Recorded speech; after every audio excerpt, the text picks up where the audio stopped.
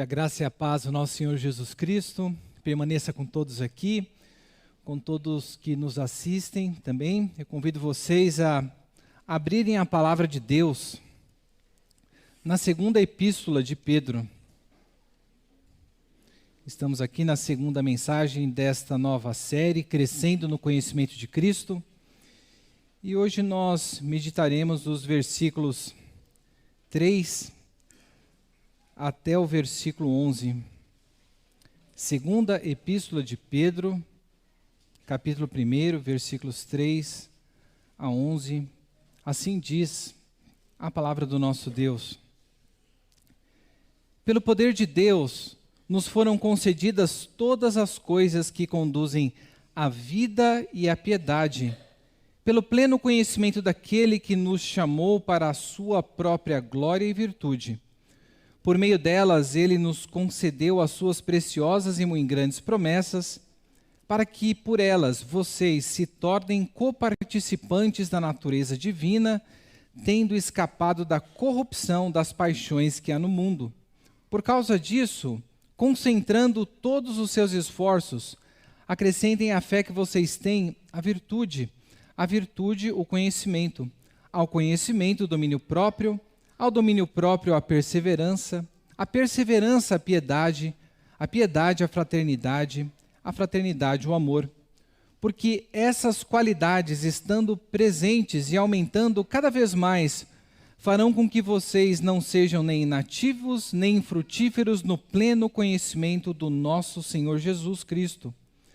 Pois aquele que não tem estas coisas é cego, vendo o sol que está perto, e se esqueceu da purificação dos seus antigos pecados. Por isso, irmãos, procurem com empenho cada vez maior confirmar a vocação e a eleição de vocês, porque fazendo assim vocês jamais tropeçarão, pois desta maneira é que lhes será amplamente suprida a entrada no reino eterno do nosso Senhor e Salvador Jesus.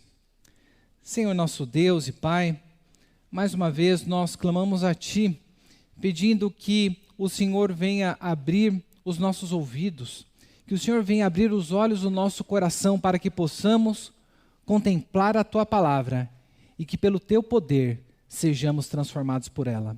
É no nome de Cristo que clamamos por iluminação. Amém, Senhor. Eu não sei quanto tempo você tem de Igreja Presbiteriana Jundiaí ou quanto tempo você tem de cristão. Mas uma pergunta que de tempos em tempos nós precisamos fazer é se nós estamos meramente envelhecendo ou se nós estamos amadurecendo na nossa vida espiritual. Porque um conhecimento intuitivo, um conhecimento imediato que nós temos de olhar para a realidade que Deus criou, é que onde há vida deve haver crescimento. Eu me lembro quando os meus filhos eram pequenos, na porta lá da casa, nós fazíamos a marcação, pegava a Manuela e o João Vitor, íamos marcando de tempos em tempos e ficava ali a competição para ver quem que estava crescendo mais. E se meus filhos não estivessem crescendo, muito provável que eu e a Thaís, nós levaríamos ele em um pediatra para ver o que está acontecendo. Porque onde há vida, deve haver crescimento. Mas parece que a mesma preocupação que nós temos com o nosso crescimento físico, o nosso crescimento biológico, parece não haver uma correspondência, muitas vezes, com o nosso crescimento espiritual. E há duas coisas que nós precisamos ter em mente quando pensamos a respeito do crescimento na vida cristã, que é importante para aquilo que nós veremos aqui na sequência. Em primeiro lugar, a gente precisa ter em mente que crescimento espiritual não tem a ver com tempo de igreja. Crescimento espiritual não tem a ver com tempo de igreja e não tem a ver com idade avançada. Não é pelo fato de você estar há tantos anos dentro da igreja, ou por você já ter 40, 50, 60 anos, que você é uma pessoa madura espiritualmente, visto que crescimento espiritual não está diretamente ligado com o nosso crescimento biológico. Em segundo lugar, o que nós precisamos ter em mente também é que na nossa vida cristã, você crescerá o quanto você quiser crescer. Você crescerá o quanto você estiver disposto a crescer. E o que nós veremos aqui nesta manhã, nos versículos que se seguem, diz respeito à necessidade do crescimento na nossa vida espiritual. Essa série diz respeito a isso, crescendo no conhecimento de Cristo Jesus e como isso se desdobra no nosso viver. E nós veremos isso neste texto em 3 etapas. E no primeiro momento nós vamos refletir aqui o que a palavra de Deus nos diz sobre o nosso crescimento, sobre a fonte deste crescimento.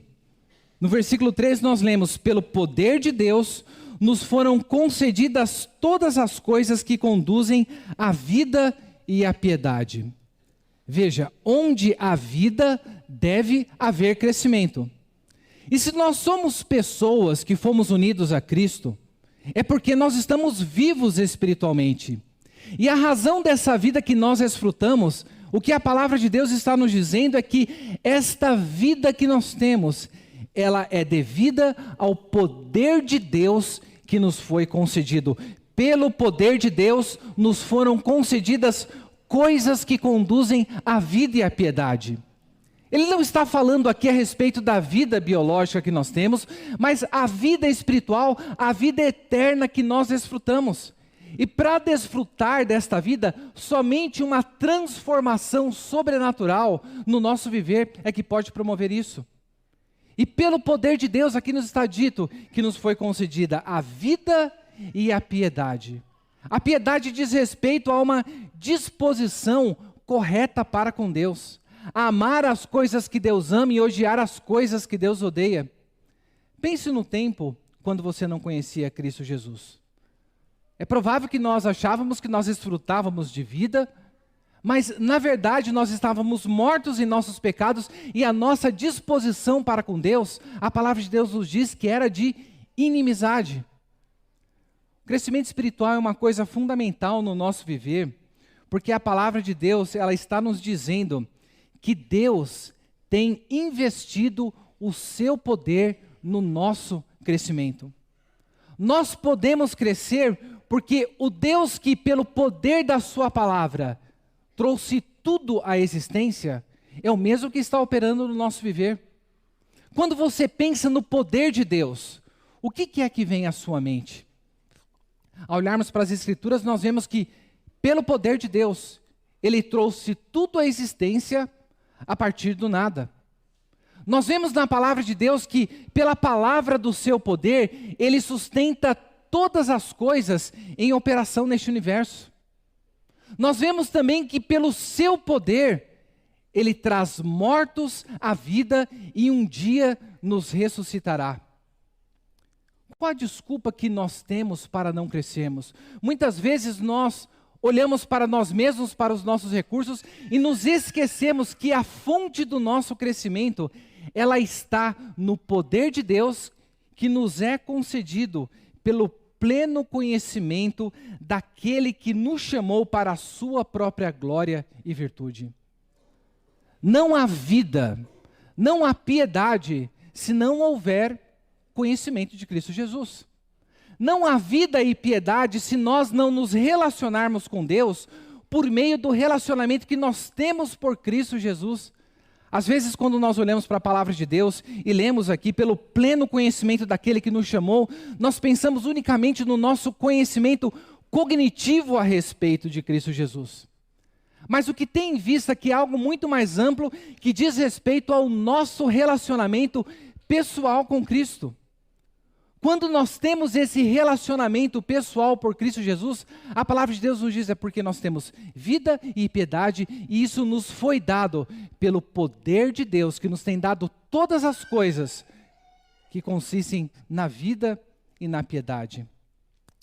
Mas o texto aqui, ele continua a nos dizer o que Deus nos tem dado. Por meio delas, Ele nos concedeu as suas preciosas e muito grandes promessas, para que por elas vocês se tornem coparticipantes da natureza divina, tendo escapado das corrupções, das paixões que há no mundo.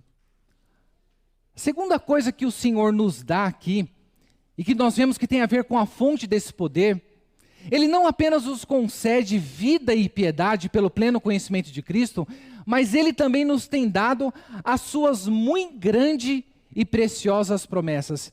E a finalidade dessas promessas é para que nós nos tornemos coparticipantes da natureza divina.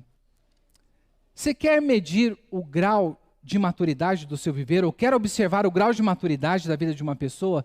Veja como essa pessoa lida com as promessas de Deus. Quando nós temos uma compreensão das promessas que Deus nos faz nas Escrituras, nós não tememos o futuro, porque nós sabemos que não importa o que nos aconteça, no presente ou no futuro, onde quer que nós estivermos, o poder de Deus e as suas promessas estarão lá para nos sustentar. Mas e se nós não temos conhecimento daquilo que Deus nos promete na sua palavra? Como é que nós vamos permanecer firmes no dia mau? Pedro está escrevendo para uma igreja consciente de que ele está prestes a morrer. Nós vemos na sequência do capítulo 1 que Pedro diz que ele foi revelado por Cristo Jesus, que estava chegando o momento de ele deixar a sua habitação, o seu tabernáculo. Pedro sabe, ele está para morrer. Na primeira epístola, ele estava preocupado com as ameaças externas que afligiriam o povo de Deus. As ameaças da perseguição, do maltrato por eles servirem a Cristo. Mas o que nós vemos aqui na segunda epístola, Pedro está preocupado com as ameaças internas que viriam à igreja. E se você ler depois toda essa epístola, você notará que Pedro estava preocupado com os falsos mestres que adentrariam no corpo de Cristo e que já estavam ali no meio e que estavam negando verdades centrais da fé cristã, como a vinda do nosso Senhor Jesus Cristo. Diante desta realidade, ele traz essa verdade de que Deus ele nos tem dado tudo aquilo que nós precisamos para o crescimento. E sem isso nós não poderemos resistir a esses ataques. Mas se eu não tenho conhecimento das promessas de Deus, como que eu posso experimentar essa realidade que nos é dita aqui de nos tornarmos coparticipantes da natureza divina?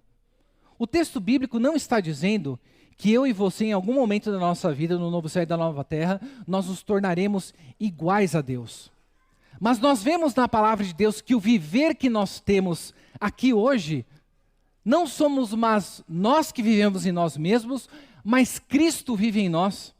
O apóstolo Paulo, ele também nos fala que nós fomos unidos àquele em quem habita a plenitude da divindade em Cristo Jesus. A coparticipação da natureza divina diz respeito à vida eterna que nós já desfrutamos hoje, mas a vida que nós ainda desfrutaremos quando o nosso Deus estabelecer plenamente o novo céu e a nova terra. Quais as promessas de Deus você tem guardado no seu coração? É provável que você tenha chorado por morte, por perda, por luto, por dor. Mas a palavra de Deus nos diz que haverá um dia que o nosso Deus enxugará dos nossos olhos toda lágrima. É provável que você esteja ou já tenha passado por dificuldades financeiras, dificuldades gerais na Bíblia.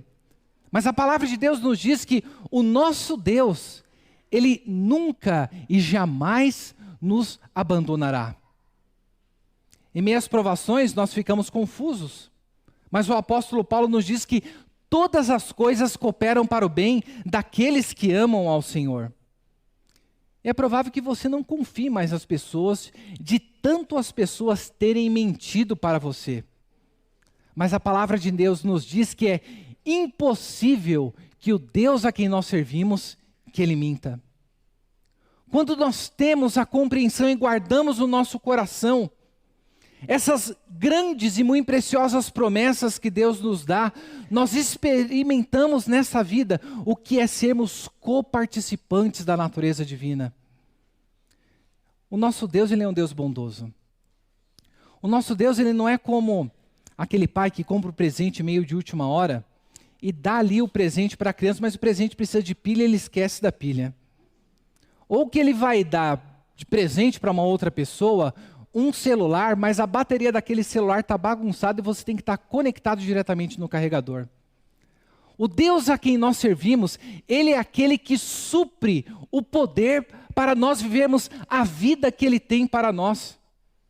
Mas tudo aquilo que nós precisamos fazer, nós precisamos fazer uso disso. E na primeira parte, o que Pedro está nos mostrando, falando sobre a fonte desse poder, é que Deus tem investido do seu poder e nos dado das suas promessas para nós crescermos espiritualmente.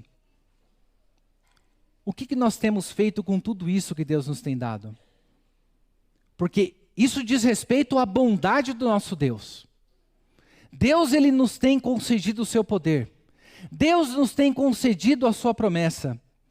Mas algo que nós precisamos ter em mente é que o Deus que nos concede o poder e as suas promessas é o Deus também que nos responsabiliza pelo nosso crescimento. E em segundo lugar, a partir aqui do versículo 5, que nós veremos, é que a palavra de Deus nos diz que há um processo envolvido nesse crescimento. Há um processo que diz respeito à nossa responsabilidade, pois o versículo 5, Pedro começa dizendo, por causa disso, concentrando todos os seus esforços, acrescentem a fé que vocês têm, e aí ele vai dar uma sequência de 7 qualidades. Veja, não existe crescimento espiritual sem cooperação. Eu não estou falando aqui de salvação. Nós somos salvos pela graça em Cristo Jesus. Nós somos justificados em um único ato onde a justiça de Cristo é imputada sobre a nossa vida. Mas na nossa vida espiritual, na vida de santificação, a palavra de Deus nos diz, desenvolva com temor e tremor a sua salvação, porque o desejar e o realizar provém de Deus. A soberania de Deus, ela nunca coloca de lado a responsabilidade humana. Pense só, você vai ao médico. Está passando algum problema. Você chega no médico, ele vai ali fazer uma entrevista com você, vai fazer exame, ele vai levantar um diagnóstico do seu problema. Depois de levantar esse diagnóstico, ele pode ser a pessoa que fará a cirurgia, fará os procedimentos para trazer ordem à sua saúde. E depois disso vem o pós-operatório, onde ele vai falar as coisas que você deve seguir, os remédios que você deve tomar. E veja, no diagnóstico, na cirurgia e na medicação, você praticamente não faz nada. Tudo ali está sobre a responsabilidade do médico. Mas imagina só se depois de tudo isso, do diagnóstico, da cirurgia e da medicação, você não respeitar o período do pós-operatório, você não tomar os remédios que foram ali colocados, o que você espera que acontecerá com você? Há uma responsabilidade que não é porque este médico fez tudo isso, nós estamos livres para acharmos que o nosso corpo se curará de maneira automática. E fazendo uma comparação com a nossa vida cristã, nós temos recebido de Deus o seu poder e as suas promessas, nós temos também a responsabilidade de colocarmos em prática, de fazermos uso aquilo que Deus tem nos dado. E veja, que isso demandará de mim e de você todo esforço. Crescimento não é uma coisa que vai acontecer na nossa vida com nós sentados nos bancos ou acomodados em nossa vida, porque Pedro nos diz, concentrando todos os seus esforços, acrescentem a sua fé. Ele fala virtude, conhecimento, domínio próprio, perseverança, piedade e fraternidade. Nós muitas vezes não crescemos porque nós achamos que a vida cristã diz respeito unicamente a crer em Cristo Jesus. Tudo aquilo que eu preciso é crer naquilo que é dito a respeito de Cristo Jesus, e é verdade, isso é algo fundamental para a nossa vida. Mas nós sabemos que essa própria fé, ela nos foi dada como ato da graça do nosso Deus. Mas ela não basta para nós continuarmos a nossa vida. Ela não basta para nós vivermos uma vida plena dentro da casa de Deus, porque Pedro aqui nos diz que é necessário que nós associemos à nossa fé essas qualidades, todas que ele vem a listar. Associe a fé à virtude. Agora, eu não sei se você tem esse tipo de dúvida também quando você está lendo as Escrituras. Você já chega, lê uma palavra e fala, olha, a Bíblia está falando que eu tenho que associar alguma coisa, mas eu não faço a mínima ideia do que seja isso. O que tem a ver esse negócio de acrescentar a virtude à fé que eu tenho? Os ouvintes de Pedro, conheciam muito bem do que ele estava falando. E a distância temporal que nós temos aqui para nós hoje, o que nós podemos entender que a palavra de Deus está nos colocando é que a crença que nós temos em Cristo Jesus, nós precisamos associar a ela a excelência moral na nossa vida. Naquela época eles compreendiam muito bem das virtudes que circulavam, as virtudes cardeais, prudência, temperança, justiça e coragem. Mas quando nós olhamos para a palavra de Deus, nós vemos que há excelências morais que elas precisam ser colocadas em nosso viver. E veja, uma pessoa que crê em Cristo Jesus, uma pessoa que está vivendo no pleno conhecimento de Cristo, é uma pessoa que buscará crescer na excelência da sua vida moral, buscará associar a virtude à sua fé. E sabe qual será a consequência disso? É que associado a essa virtude, veremos também o que? Associa a virtude o conhecimento. E aqui a palavra que Pedro usa para conhecimento é o conhecimento das coisas que são reveladas a respeito de Deus na sua palavra. Se eu busco essa vida de excelência, eu devo associar a isso uma busca no conhecimento da palavra de Deus. Eu me relaciono com Cristo, mas eu preciso também saber aquilo que Ele demanda de mim, aquilo que Ele diz a respeito de mim, dos outros, do mundo, para viver uma vida plena. E qual que vai ser a consequência disso? É que associado a este conhecimento, a palavra de Deus nos diz que nós precisamos associar o domínio próprio. Ou seja, nós estamos no mundo e nós precisamos exercer o domínio próprio, e esse domínio próprio tem a ver com a maneira como nós lidamos com as coisas boas que Deus nos dá. Muitas vezes nós temos um conhecimento correto sobre a palavra de Deus, mas a nossa prática se distancia disso. Mas quando nós temos domínio próprio, quando nós dominamos as nossas paixões, nós saberemos fazer bom uso das coisas que Deus nos dá. Mas veja, a vida cristã, ela não é marcada apenas por coisas boas, por coisas que nós precisamos estar atentos para não sermos dominados por ela, e por isso precisamos viver essa vida com domínio próprio. Mas a vida cristã, ela é marcada também por dificuldades. E é por isso que Pedro fala, associa ao domínio próprio a perseverança. Se nós somos crentes, uma coisa nós podemos estar certo, que neste mundo nós sofreremos sim com os efeitos da queda, mas o nosso Deus, Ele nos provará. E nós já vimos isso na primeira epístola de Pedro, para que a preciosidade, a genuinidade da nossa fé, ela se torne manifesta. Mas para isso é necessário que a perseverança nós associemos à piedade.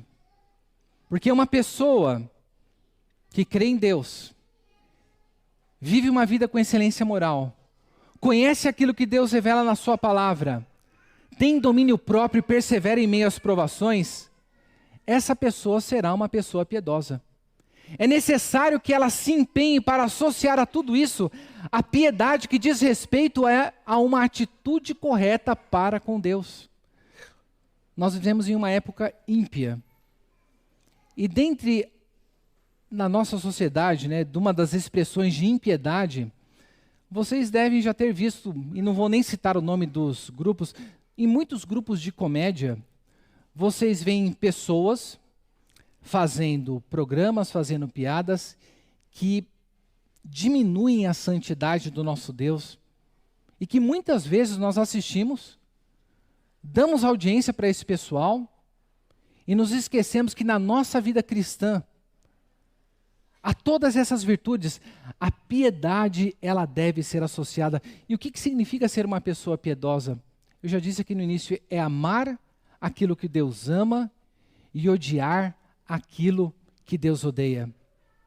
Mas quantas vezes nós paramos e nos prostramos diante de coisas que são ímpias e nos afastam do nosso Deus? Como que nós temos associado essas virtudes no nosso viver? Porque uma pessoa que tem essa disposição correta para com Deus, o texto da palavra de Deus continua dizendo, e associe a piedade à fraternidade. Associe a piedade o amor ao próximo. Deus nos tem colocado na sua igreja, em um local que nós temos para exercer o amor entre irmãos, é aqui dentro desse corpo. E agora pergunte, você tem mais amigos dentro do corpo de Cristo ou mais amigos que não são cristãos? E só para deixar claro, não existe amizade entre luz e trevas. A palavra de Deus diz isso. Não existe comunhão entre luz e trevas. Nós convivemos, nós temos bom relacionamento com as pessoas, mas a palavra de Deus nos diz que essa piedade nós precisamos associar à fraternidade, que diz respeito ao amor que nós devemos ter entre nós que servimos a Cristo. Só que muitas vezes nós nos empenhamos mais em ter amizade e comunhão com o mundo do que o amor fraterno entre aqueles que compartilham do mesmo poder e das mesmas promessas que nos têm sido dadas por Deus. E quando nós associamos isso, o texto fala, associa a fraternidade o amor. E o amor ágape que está sendo colocado aqui diz respeito ao amor sacrificial.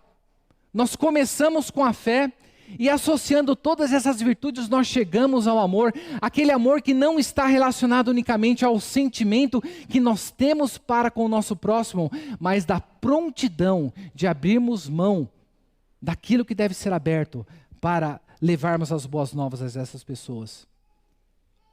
Você tem colocado todo o seu esforço, você tem colocado todo o seu esforço para associar, para acrescentar à fé que nós recebemos de Cristo Jesus, todas essas virtudes? Porque a palavra de Deus nos diz que todas elas já nos foram dadas em Cristo Jesus.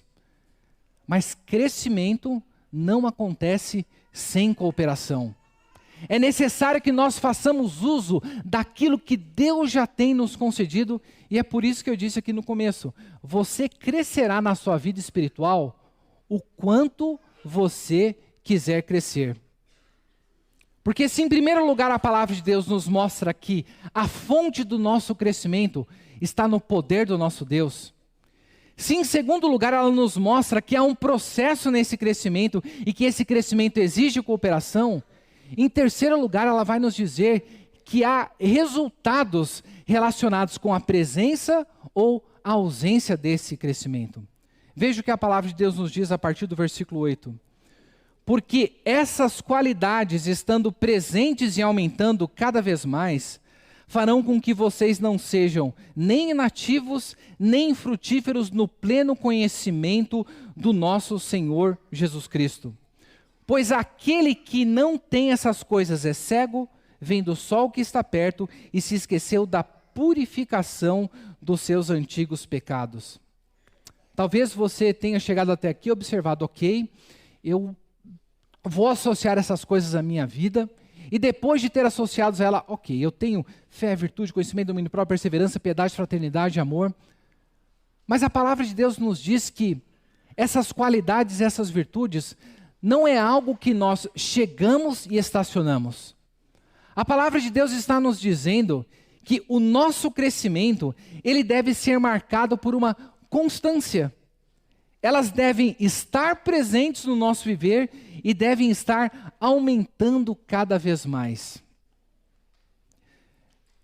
Será que tem como a gente saber se nós somos crentes? Será que há uma régua para nós medirmos, apresentado pela palavra de Deus? Aqui está uma evidência dela. Uma pessoa que foi unida a Cristo Jesus, uma pessoa que se tornou coparticipante da natureza divina, tendo escapado das corrupções que há no mundo, é uma pessoa onde essas virtudes estão presentes, mas veja, a soberania de Deus não exime a responsabilidade humana. E infelizmente, muitas vezes nós vivemos uma vida de inatividade na igreja e uma vida infrutífera, porque nós não estamos atendendo a ordem que nos é dada de colocarmos todo o nosso esforço a acrescentarmos essas virtudes à nossa vida.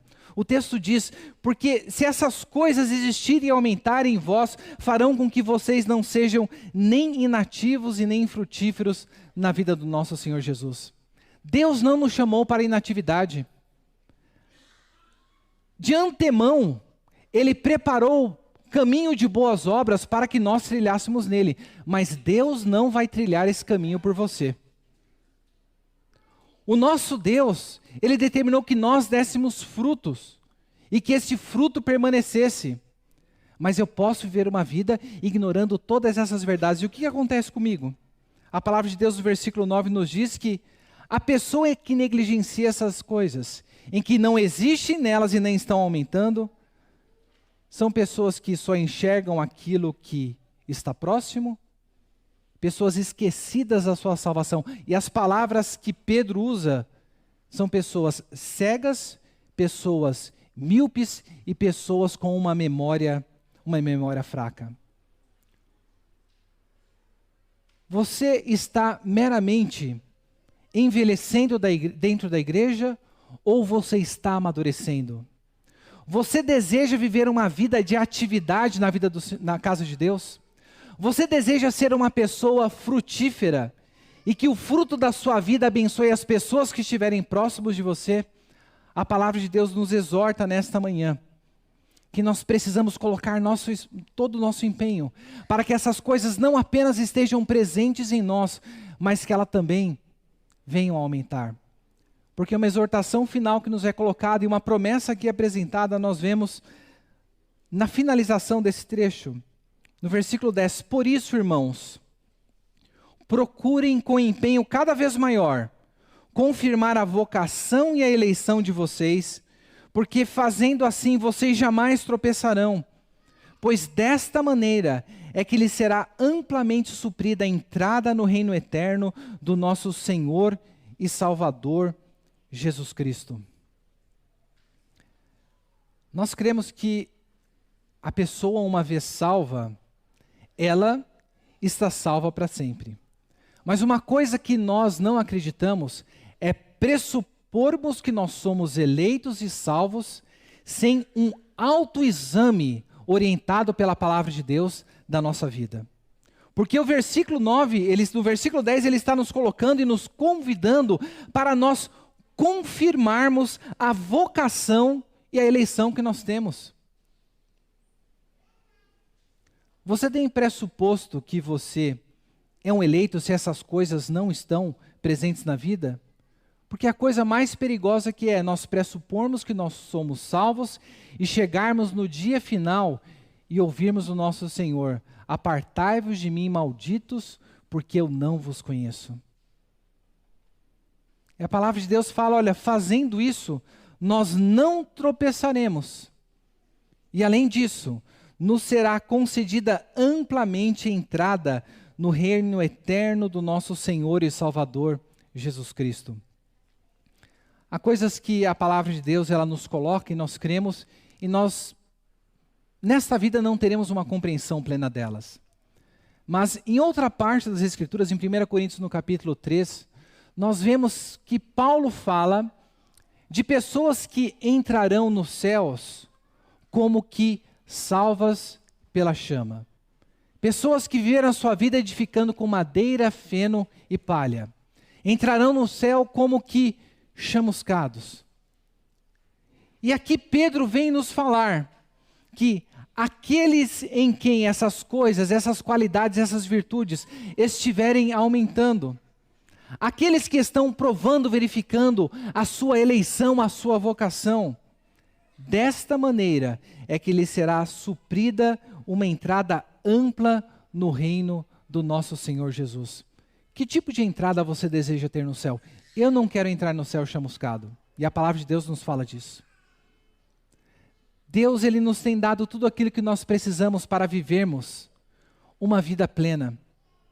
O crescimento que nós tanto necessitamos, ele não vem dos nossos próprios esforços, porque a nossa fonte está no poder de Deus, que nos deu vida e piedade e muito grandes promessas e preciosas promessas. Esta vida que Ele nos deu, ela demanda uma vida de responsabilidade, porque crescimento não se dá sem cooperação. Crescimento não se dá sem uma vida responsável diante da presença de Deus. E quando nós observamos aquilo que Deus nos coloca em Sua palavra, nós poderemos experimentar uma vida marcada por atividade, por frutificação e, por fim, no último dia, uma vida marcada por uma entrada plena no reino dos céus. Que Deus Ele nos abençoe e que nessa sequência de mensagens nós venhamos a nos incomodar com a possível ausência de crescimento no nosso viver, mas que nós também venhamos viver uma vida com esperança, sabendo que nosso Deus já nos deu tudo aquilo que nós precisamos para vivermos uma vida de crescimento, uma vida plena, e tudo aquilo que nós precisamos fazer é fazer uso das graças que Ele nos tem dado.